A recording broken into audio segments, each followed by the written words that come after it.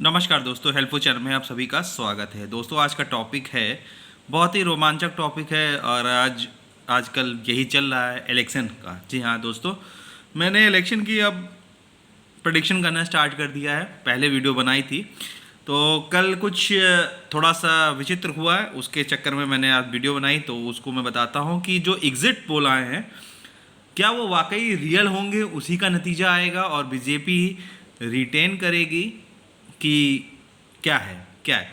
ठीक है, तो आज की वीडियो में बताएंगे। चैनल को सब्सक्राइब जरूर कर लीजिएगा। चैनल के नीचे रेड बटन है, क्लिक कर दीजिए। रिंग बेल है बगल में, प्रेस कर दीजिए। नई वीडियो अपलोड होने पर नोटिफिकेशन के रूप में मिल जाए। समस्या हो मेल कर दीजिएगा nitin549@gmail.com पर। डिस्क्रिप्शन में मेल आई डी है। ठीक है, लोशक क्लासेस स्टार्ट है। वैदिक केपी लाल किताब, टैरो, पामस्ट्री, वास्तु, मैथ्स के प्रेडिक्शन क्लास स्टार्ट से नोट्स भी उपलब्ध है। चलते हैं टॉपिक की तरफ कि एग्जिट पोल सही हैं, भाजपा वापस आ रही है कि क्या होगा, कि इंडिया की गठबंधन की सरकार बनेगी या नहीं।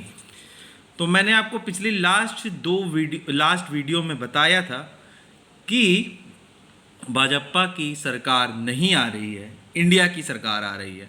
और मैंने एक और भी उसमें प्रेडिक्शन जोड़ा था, इफ़ कि अगर भाजपा की सरकार आ जाती है तो भाजपा की सरकार 1.5 वर्ष के बाद या 2 वर्ष के बाद टूट जाएगी, पूरा 5 वर्ष का टर्न ओवर नहीं कर पाएगी। ये मैंने आज भी वीडियो में बोल दे रहा हूँ पहले ही। ठीक है, तो गाली उली मत दीजिएगा कमेंट्स में। प्रेडिक्शन वाले 4 जून की तारीख को रिजल्ट क्या निकले हैं। तो आज हम लोग एग्जिट पोल की जांच करते हैं कि आखिर एग्जिट पोल में जो मीडिया हम लोग को बता रही है वो सही है कि गलत है। तो दोस्तों यहाँ पे मैंने भारतवर्ष की कुंडली ली है। लग्न कुंडली है जहाँ L1 लिखा है और L9 लिखा है, यानी कि नवमांश कुंडली है। और यहाँ L10 यानी कि D10 दशमांश कुंडली है। तो मैं आपको पूरा भारतवर्ष का चार्ट प्रेडिक्शन करूंगा, क्योंकि चार्ट इसकी कुंडली एकदम कोई भी गलत नहीं है, भारतवर्ष की कुंडली, और इसमें कोई त्रुटि नहीं होगी। तो अब हम लोग चलते हैं कि प्रेडिक्शन में जो एग्जिट पोल आ रहे हैं क्या वो सही हैं। दोस्तों मीडिया का हाउस अगर हम देखेंगे तो थर्ड हाउस कम्युनिकेशन का होता है। तो यहाँ पे थर्ड हाउस में अभी लोग देखेंगे और सेकेंड हाउस वाणी का होता है। ठीक है, तो आप लोग यहाँ पे थर्ड हाउस देखेंगे कि शुक्र, चंद्र, सूर्य, बुध और क्या कहते हैं शनि ग्रह इस समय थर्ड हाउस में बैठे हुए हैं कर्क राशि में। शुक्र, चंद्र, सूर्य, बुध और शनि ग्रह, जिसमें से आपके शुक्र और शनि ग्रह अस्त हैं भारतवर्ष की कुंडली में, और कर्क लग्न। और अगर हम कालपुरुषा की कुंडली के हिसाब से चलें तो कर्क लग्न जो होता है वो कुंडली का चौथा हाउस होता है, यानी जनता का। ठीक है, तो भारत के लोगों की एक ये आदत है कि भारत के लोगों को लग्जरी वादा करने वाले, दिखावे वाले लोग की बात बहुत जल्दी समझ में आ जाती है, और जो रियल फैक्ट बताते हैं वो नहीं पसंद आती है। ठीक, कहने का मतलब ये है कि सेकंड हाउस का जो वाणी का कारक है, यहाँ पे देखिए कि सेकंड हाउस में भारतवर्ष की कुंडली में मिथुन राशि बनती है और वहाँ पे मंगल बैठा हुआ है। तो मिथुन राशि का जो लॉर्ड होता है वो बुध है। बुध आपका थर्ड हाउस में बैठा हुआ है कर्क राशि यानी शत्रु राशि में, और उसके साथ चंद्रमा, शुक्र और सूर्य, शनि। तो ग्रहण दोष। तो यहाँ की जो मीडिया कम्युनिकेशन है वो विलासिता की ओर, यानी कि जहाँ पे फाइनेंस आएगा उसी की साइड बोलेगी, और उसमें बढ़ा चढ़ा कर बोलेगी, अतिशयोक्ति बोलेगी। तो अगर वर्तमान में देखें तो जो क्या कहते हैं जो दशा चल रही है भारतवर्ष की कुंडली, चंद्रमा में शुक्र का अंतर चल रहा है। तो चंद्र और शुक्र अगर हम देखें तो लग्नेश और षष्ठेश बनता है। तो यहाँ की जो मीडिया वाणी बोल रही है वो एक लग्न जो यहाँ पे शुक्र है उसके पक्ष में बोल रही है, यानी कि सरकार के पक्ष में बोल रही है। ठीक है, और अपोजिशन को डाउन कर रही है। ठीक, तो खैर ये एग्जिट पोल मेरे हिसाब से पूरे सही नहीं होंगे और उसमें कुछ चेंजेस होगा। ये सब आप छोड़ दीजिए, अब सत्ता दल पे आइए कि क्या जो जितनी सीटें बताई हैं उतनी सीटें आएंगी या नहीं आएंगी। तो दोस्तों यहाँ पे चेक करने से पहले यहाँ पे देख लीजिए कि चंद्रमा से शनि का गोचर कहाँ चल रहा है। चंद्रमा से शनि का गोचर आपका किस राशि में चल रहा है? कर्क राशि में चल रहा है, कुंभ राशि में। अब ये कहाँ हुआ? कंटक योग।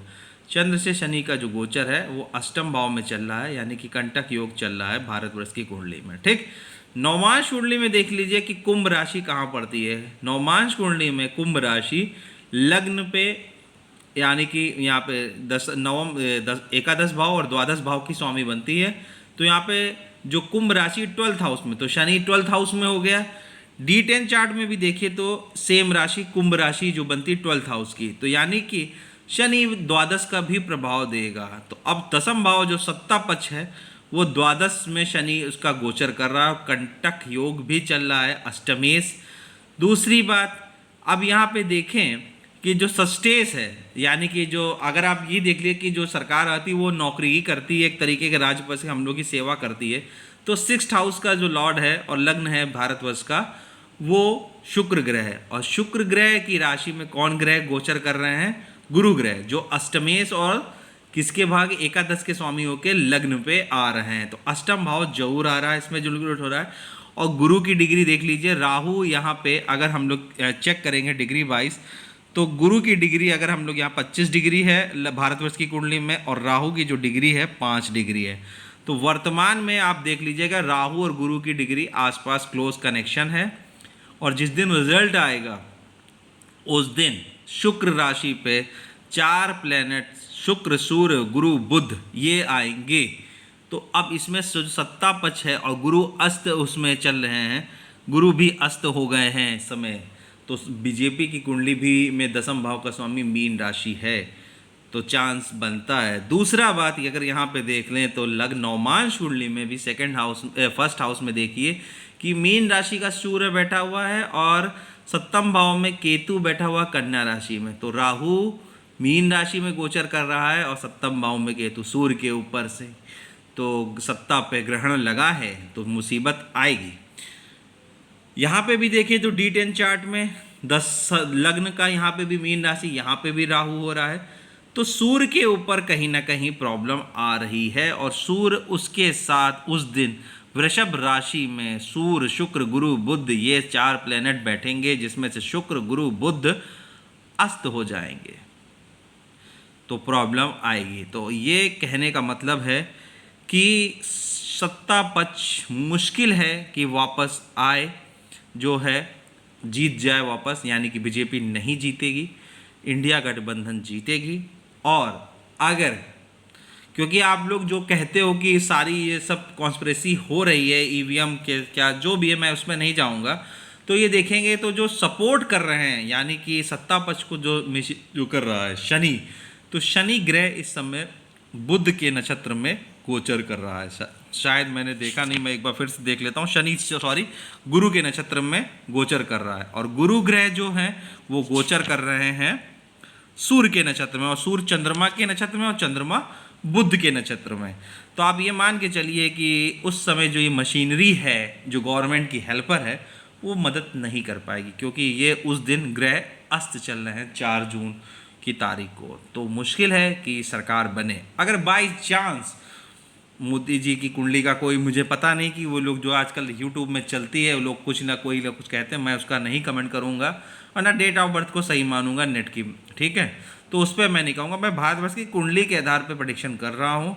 और भारतवर्ष की कुंडली में देखेंगे तो मीन राशि में राहु है 11वें घर में, और पंचम भाव में केतु। तो केतु की दृष्टि लग्न में पड़ रही है, और राहु की भी दृष्टि आपके 3rd हाउस में, 7th 5th हाउस में और सप्तम भाव में पड़ रही है, तो मजबूती मिलेगा। और राहु इस समय आपका शायद जो गोचर कर रहा है आपका बुध के नक्षत्र में, और केतु चंद्रमा के नक्षत्र में गोचर कर रहा है। तो सत्ता पक्ष वापस नहीं आएगी, अगर आती है कुछ भी करके तो वो लॉन्ग टर्म नहीं जी कर पाएगी, 5 साल रिटेन नहीं कर पाएगी।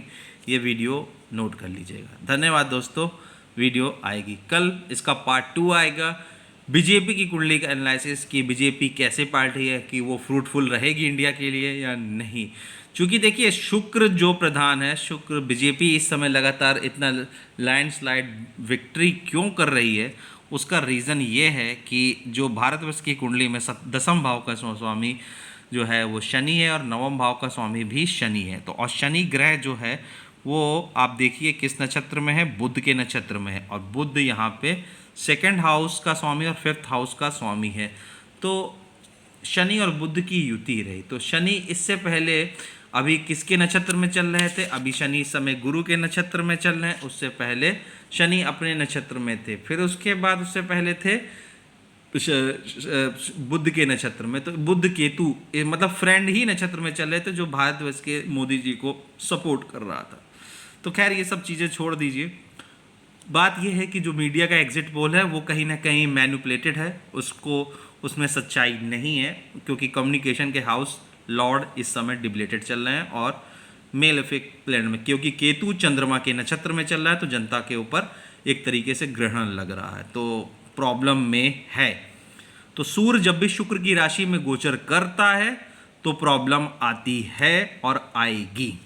तो खैर अलगाव का योग है, उसको छोड़ दीजिए, क्योंकि छठा भाव का स्वामी और यहाँ पे भी छठे भाव का दसम भाव में साली सूर्य चल रहा है, तो शुक्र की राशि में गोचर करेगा तो प्रॉब्लम आएगी ही आएगी। और उस दिन चार प्लेनेट और भी हैं। तो फाइनल वर्डिक्ट यही है कि भाजपा वापस नहीं आएगी। एग्जिट पोल सही नहीं है। एग्जिट पोल जितने दिखा रहे हैं 350-400 उतनी सीट नहीं आएगी। भाजपा की 230 से 240 बहुत बेमानी के बेमानी नहीं बोलूँगा, मतलब जिस तरीके से भी हो आएगी 230-240। और इंडिया गठबंधन 300 290 से लेके 305 तक का आ सकता है, और 270 भी हो सकता है। 270 से 295 और 300 तक ट्रस्ट हो सकता है। तो सरकार इंडिया गठबंधन की बनेगी। उसका रीज़न ये भी है क्योंकि जो लग्न तख्त होता है राजा लाल किताब के हिसाब से भी देखें तो उस दिन तख्त पे 5 ग्रह या 4 ग्रहों का योग है। तो 4 ग्रह आ रहे हैं, तो 4 ग्रह आप तो समझ लीजिए ना, मिली जुली सरकार आ रही है ना, तो इसीलिए तो वो प्रॉब्लम नहीं आएगी। और चंद्रमा से शनि जो इस समय सत्ता पक्ष से कंटक योग चल रहा है, तो मुश्किल है। तो बाकी भगवान जानते क्या होता है, ज्योतिष गलत भी हो सकती है, मैं गलत भी हो सकता हूँ, तो इस मेरे विचारों को उस वे में मत लीजिएगा। मैं किसी की भावना को आहत नहीं करना चाहता हूँ, मैं न्यूट्रल प्रेडिक्शन कर रहा हूँ मेरे हिसाब से जो लग रहा है, बाकी आप लोगों की मर्जी। धन्यवाद दोस्तों एल्बो चैनल को देखने के लिए।